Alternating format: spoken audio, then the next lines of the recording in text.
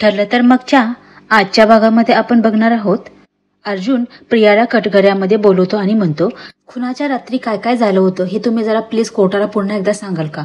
तेव्हा रविराज किल्लेदार ऑब्जेक्शन घेतात आणि म्हणतात की माय लॉर्ड, माझ्या अशिलाने ही गोष्ट आधीही सांगितलेली आहे, पुन्हा पुन्हा त्याच गोष्टी सांगण्यात काय अर्थ नाहीये, उगाच कोर्टाचा वेळ वाया जातो.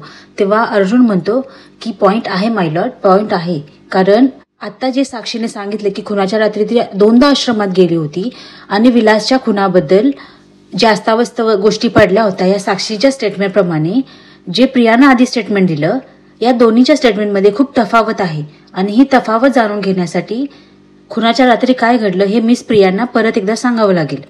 तर सांगा मिस प्रिया की तुम्ही जे मागचं स्टेटमेंट दिलं आहे त्याच्यामध्ये विलासचा काहीच उल्लेख नाही ना. साक्षीबद्दल तुम्ही काय त्या स्टेटमेंटमध्ये बोलला आहात की साक्षी तुमचे पैसे मागायला तुमच्या मागे मागे आली होती, मग तुम्ही पैसे दिले नाही, तुमच्याकडे पैसे नव्हते म्हणून मग तुमच्या दोघींमध्ये भांडण झालं, मग साक्षी गेली, मग परत साक्षी तिची पर्स विसरली म्हणून ती परत पर्स घ्यायला आली, असं काहीच तुम्ही त्यामध्ये सांगितलेलं नाहीये.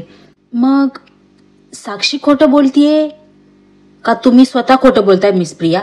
अर्जुनने असं विचारल्यानंतर याचं प्रियाकडे काही उत्तर नाहीये आणि ती खूप घाबरलेली आहे. काय बोलावं काहीच कळत नाही, तिचं ततपप्प झालं कोर्टामध्ये.